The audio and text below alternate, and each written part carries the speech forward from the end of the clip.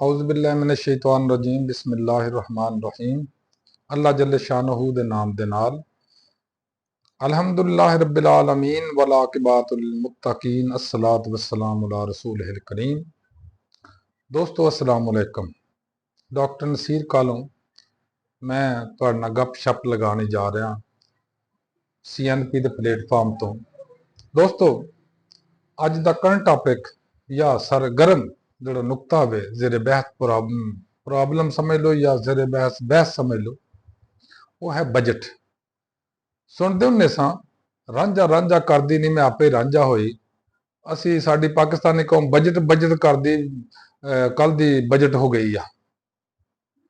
दोस्तों मैं जैसे कल कर्ज की परसों अपने एक व्लॉग दे अंदर भी कि बजट मीज़ानिया हुंदा वे कि साडी आमदनी की है और साडे अखराजात की ने, और तरक्की याफ्ता कौमां ये करदियां ने कि साडी आमदनी नो अखराजात साडे बदलने नहीं चाहिए। क्यों? उनकी वजह यह कि अगर वो आमदनी तो अखराजात ज्यादा हो जाएंगे तो उन्होंने बैक करने पैणगे, बैगिंग करने मंगना पेगा, भीख मंगने पे उन्हें पूरा करना पेगा। लेकिन बावकार कौमां की करदियां ने कि अपने बजट नूं इस तरह मेनटेन करते हैं कि साडी जिन्नी आमदनी आ और साडे जिहड़े अखराजात ने उन्हां इस तरह बैलेंस होवे, इस तरह तवाजन उन्हां दे अंदर होवे कि जिहड़े अखराजात ने वो आमदनी तो थोड़े होण, ताकि असी कुछ ना कुछ बचा सकीए अपने मुल्क वास्ते, अपने लोगों वास्ते और अपने आप वास्ते। लेकिन पाकिस्तान दा बाबाई नराला वे माशाअल्लाह, इत्थे की हुंदा, इत्थे जनाब बजट बनाया जाता अमीरां वास्ते ते टैक्स सारे लगाए जाते हैं गरीबां दे उपर। किस तरह? जिन्ना भी टैक्स लेना वा वो थोड़ी आमदनी जड़ी आ वो चूंकि मगरमच्छ दे विचों निकल जाते हैं सारे, उन्होंने कोई पुछदा नहीं। लिहाजा वो बजट की जी डिमांड या इनकम जिन्नी होनी चाहिए थोड़ी वो पूरी नहीं होंगी। उन्होंने कंपनसेट करने वास्ते या उन्होंने पूरा करने वास्ते की करते हैं, ये जनाब बाहरों भीख मंगते हैं, बाहरों कर्जे लेंदे ने। 2,80,000 रुपया पर हैड हुण भी कर्जा साडे सिर दे उपर पिया वे, जिहड़ा ना किसी ने लाउणा वे ते ना किसी को लथना वे। करना की है इन्होंने मजीद IMF तो कर्जा लै जाना, वो कर्जा फिर साडे सिर ते चढ़ जाना। यानी 2,80,000 की बजाय 2,80,000 रुपये पर हैड की बजाय ये खरिया 4,80,000 रुपया पर हैड बन जाना। जिहड़े बच्चे ने पैदा होना उन्हें भी इन्ने कर्जे दे नाल पैदा होना।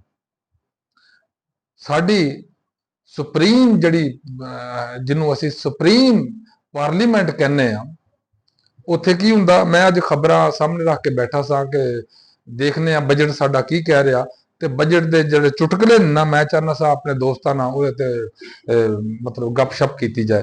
पहला चुटकला ये आ, बजट अजलास, अपोजिशन का शोर हंगामा, PPP का बाइकाट।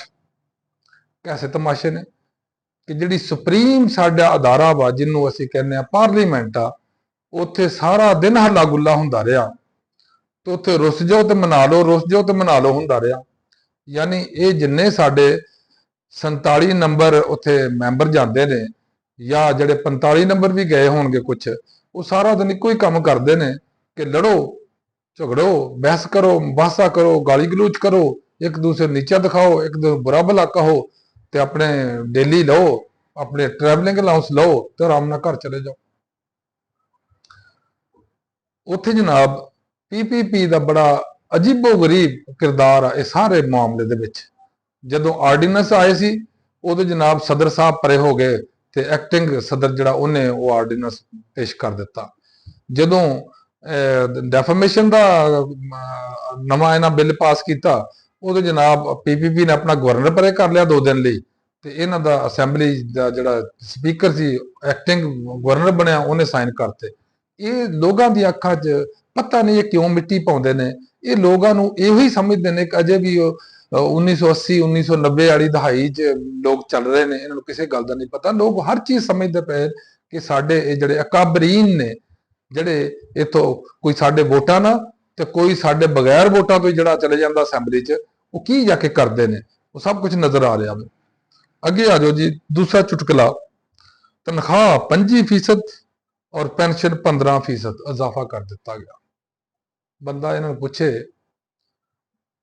ਕਿ ਕੈਸੇ ਮਾਸ਼ਾਅੱਲਾ ਜ਼ਹੀਨੋ ਫਤੀਨ ਦਿਮਾਗ ਨੇ ਸਾਡੇ ਇਹਨਾਂ ਅਸੈਂਬਲੀ ਵਾਲਿਆਂ ਦੇ, ਕਿਸੇ ਨੇ ਨਹੀਂ ਇਹ ਗੱਲ ਪੁੱਛਣੀ ਕਿ ਬਈ ਆਇਆ ਇਹ ਮਹਿੰਗਾਈ ਜਿਹੜੀ ਆ ਉਹ ਤਨਖਾਹ ਵਾਲਿਆਂ ਵਾਸਤੇ 25% ਤੁਸੀਂ ਵਧਾਉਣ ਡਏ ਹੋ, ਉਹਨਾਂ ਵਾਸਤੇ ਮਹਿੰਗਾਈ ਜ਼ਿਆਦਾ ਵਾ ਬੇਨਿਸਬਤ ਜਿਹੜੇ ਰਿਟਾਇਰ ਹੋਏ ਲੋਕ ਨੇ ਉਹਨਾਂ ਨੂੰ 15% ਦੇਣ ਡਏ ਹੋ, ਉਹਨਾਂ ਵਾਸਤੇ ਮਹਿੰਗਾਈ ਘੱਟ ਆ, ਉਹਨਾਂ ਨੂੰ ਤੁਸੀਂ ਸਬਸਿਡੀ ਦੇ ਰਹੇ ਹੋ ਕਿਸੇ ਚੀਜ਼ ਤੇ ਕਿ ਤੁਸੀਂ ਇਹ ਚੀਜ਼ਾਂ ਖਰੀਦ ਲਓ।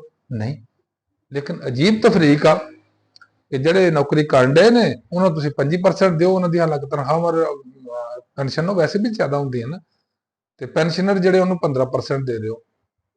कैसे अजीबो गरीब बिना दे हिसाब किताब ने, कैसे अजीबो गरीब मामलात ने। अगे जनाब मेरे प्यारे वजीर आजम साहब ने फरमाया कि मुल्क को मुआशी मुश्किलात के मंजदार से निकाल कर इस्तेहकाम की तरफ लाए हैं। माशाअल्लाह, कुर्बान जावा, ऐसा स्टेटमेंट दुनिया का कोई मुल्क नहीं दे सकता, दुनिया के किसी मुल्क के वजीर आजम अज तक नहीं दिता होएगा जड़ा एक दिन कहे कि असी भिखारी हाँ, सानू तो मंग मुंग के गुजारा करना पैंदा, ते दूसरे दिन कहे कि मैं तो जनाब कौम नूं चुक के थल्ले जमीन ते समान तक लै गया। अल्लाह ताला करे भी इस तरह हो जाए, लेकिन कम से कम ये जो साडे कोल माशाअल्लाह मौजूद है इहदे च तो कुछ नहीं हो सकता, ना नज़र आउंदा पिया और आइंदा भी नज़र नहीं आ रहा कि कुछ इन्हां तो उम्मीद अच्छी की जा सकती है। फिर अगे फरमाते ने अपनी सियासत को कुर्बान करके मुल्क की मईशत को बचाया। माशाअल्लाह माशाअल्लाह, साडे खजाने दे विच मेरा ख्याल आ $3 अरब भी नहीं है हुण, ते जदों माशाअल्लाह PMD दी हुकूमत तशरीफ लियाई सी उदों कोई $20 अरब, हुण ते $3 अरब शायद पए होणगे, उदों $20 अरब के करीब रकम मौजूद सी। अगर तरक्की मईशत की इनू ही कहा जाता कि $20 अरब तो घट के वो $3 अरब ते आ जाए तो वाकई फिर तरक्की ते काबिल तारीफ तरक्की आ। और मैं और सारे दोस्त इन्होंने अप्रेसीएशन भी दिओ और इन तारीफा के पुल भी बनो कि जनाब इन्हों का हिसाब किताब कितना नीट एंड क्लीन आ, कि साफ सुथरा हिसाब किताब आ कि असी जे अगर किसी के 5 रुपए देने आ तो वह जनाब ज्यादा अमीर आ बेनिस्बत जिन्हें 5 रुपए किसी को लैने ने। जनाब अगले नंबर पर चले जाने, बजट के अंदर सानू फायदा की आ। बजट के अंदर अगर खोल के लफ तो लाके ये तक या ए तो लाके जी तक तुसी पढ़ना शुरू कर दो तो मेरी समझ तो एक चीज़ आई आ कि तुसी आए हो तो की लियाए हो तो चले हो तो की दे के जाओगे। मतलब मैनू कोई चीज़ ऐसी नज़र नहीं आई जिदे तो असी अंदाजा कर सकीए कि किसी किस्म की किसी भी चीज़ के उत्ते छूट दी गई हो या राय दी गई हो। मसलन फरमाउंदे ने कि असी सारी चीज़ां सस्तियां कर दित्तियां ने। खुदा दे बंदे हो, अगर कोई भी जी शाऊर आदमी आ, कोई भी अकलमंद आदमी हो, बाजार च जाके देख लो, सिर्फ कणक सस्ती हुई है जिमींदारां दी धौन वढ के, जिमींदारां दा पट्ठा बिठा के सिर्फ कणक सस्ती की गई आ। रोटी का उही रेट आ, तुसी अज भी किसी अच्छे होटल च जाके वेख लो तुहानू वो 50 रुपए की रोटी ही देणगे। माड़िया तो चले जाओ, वो पहले भी 15 रुपए देंदे, हुण भी 15 रुपए देंदे आ, ਉਹਦੇ ਚ कोई फर्क नहीं है। लेकिन सिर्फ घाटा किदा कटिया गया, जिमीदार का, कि 3900 का झांसा दिता गया और जनाब 2600-2700 रुपए च कणक बेचारे दी रुलदी फिरन डई है। जदों कि डीजल के उत्ते पेट्रोल के उत्ते 20% इजाफी कर दिता, यानी 20 रुपए पर लीटर इजाफा हो गया। तुसीं ये देखो कि जो इजाफा ही होएगा तो साडी मुआशी हालत बेहतर किस तरह हो सकती है, महंगाई किस तरह घट सकती है। लेकिन सारा दिन टीवी के उत्ते इश्तिहार चलते हैं महंगाई घट गई है, महंगाई बहुत घट गई है। साडे सारे वजीर सिर्फ तनख्वाह लेंदे आ महंगाई घटण दा लारे लाउण दे, महंगाई घटण दे नारे लगाउण दी, जदों कि फील्ड ते जमीन के उपर ऑन ग्राउंड कोई ऐसी चीज़ नहीं है कि किसी चीज़ की कीमत घटी हो। अगर कीमत घटी है तो सिर्फ जिमींदारां दी फसल की घटी है। बाकी रह गया ਇਸ ਬਜਟ ਆਉਣ ਤੋਂ ਬਾਅਦ ਤੁਸੀਂ ਮਾਸ਼ਾਅੱਲਾ ਦੇਖੋਗੇ ਕਿ ਕਿਸੇ ਵੀ ਚੀਜ਼ ਨੂੰ ਤੁਸੀਂ ਹੱਥ ਨਹੀਂ ਲਾ ਸਕੋਗੇ। ਇੱਕ ਹੋਰ ਮਜ਼ੇਦਾਰ ਬੜੀ ਚੀਜ਼ ਅੱਜ ਉਹ ਹੈ ਜਨਾਬ, ਗਵਰਨਮੈਂਟ ਨੂੰ ਤਾਰੀਫ ਕਰਨੀ ਚਾਹੀਦੀ। ਮੈਂ ਤਾਂ ਬੜੀ ਤਾਰੀਫ ਕਰਨ ਡਿਆ ਇਸ ਗਵਰਨਮੈਂਟ ਦੀ। ਕਾਸ਼ ਐਸੀ ਹੀ ਗਵਰਨਮੈਂਟ ਇੰਡੀਆ ਦੀ ਵੀ ਇਹੋ ਜਿਹਾ ਕੋਈ ਕੰਮ ਕਰੇ ਜਿਹਦੇ ਨਾਲ ਲੋਕਾਂ ਦੀ ਖਿਦਮਤ ਹੋ ਸਕੇ। ਹੈ ਜੀ ਲਗਜ਼ਰੀ गाड़ियों की दरामद पर टैक्स छूट। देखो कितनी ਵੱਡੀ छूट ਦਿੱਤੀ ਹੈ ਇਸ ਗਵਰਨਮੈਂਟ ਨੇ ਸਿਰਫ ਲਗਜ਼ਰੀ ਗੱਡੀਆਂ ਦੇ ਉੱਪਰ, ਜਿਹੜੀਆਂ ਜਾਂ ਤੇ ਵਜ਼ੀਰ ਆਜ਼ਮ ਨੇ ਖਰੀਦਣੀਆਂ, ਜਾਂ ਵਜ਼ੀਰ ਆਲਾ ਨੇ ਖਰੀਦਣੀਆਂ, ਜਾਂ ਕੋਈ ਬੜੇ ਵੱਡੇ ਵੱਡੇ ਡਾਕੂ ਖਰੀਦਣਗੇ, ਜਾਂ ਸਾਡੇ MN MP ਖਰੀਦਣਗੇ, ਤਾਜਰ ਖਰੀਦਣਗੇ, ਇੰਡਸਟਰੀਸਟ ਖਰੀਦਣਗੇ, ਵੱਡੇ ਵੱਡੇ ਜ਼ਗੀਰਦਾਰ ਖਰੀਦਣਗੇ। ਲਓ ਜਨਾਬ, ਇਹਨੂੰ ਕਹਿੰਦੇ ਅੰਨਾ ਵੰਡੇ ਸ਼ਰੀਨੀਆਂ ਤੇ ਮੁੜ ਮੁੜ ਆਪਣਿਆਂ ਨੂੰ। ਤੇ ਜੇ ਰਾਏ ਦਿੱਤੀ ਆ, ਇੱਕ ਚੀਜ਼ ਤਾਂ ਸਿਰਫ ਰਾਏ ਦਿੱਤੀ ਆ, ਉਹ ਕੀ ਆ? ਲਗਜ਼ਰੀ गाड़ियों की दरामद पर छूट टैक्स में। ਲਓ ਜੀ, ਇਹਦੇ ਨਾਲ ਹੀ ਇੱਕ ਹੋਰ ਮਰੀਮ ਨਵਾਜ਼ ਸਾਹਿਬਾ ਨੇ, ਮੇਰੀ ਮੁਹਤਰਮ ਮੁਕਰਮ ਜਿਹੜੀ ਵਜ਼ੀਰ ਆਲਾ ਨੇ, ਉਹਨਾਂ ਦਾ ਇੱਕ ਬਿਆਨ ਲਿਖਿਆ ਹੋਵੇ कि जाली नाकस अद्वियात के कारोबार पर सख्त सजा का ऐलान। चलो अच्छी बात है, जाली दवाइयां नहीं होनी चाहिए, लेकिन हैरानगी और इंतहाई दुख की गल यह कि जिन्नियां फैक्ट्रियां जाली दवाइयां बनाउंदियां ने वो किन्हां दियां ने?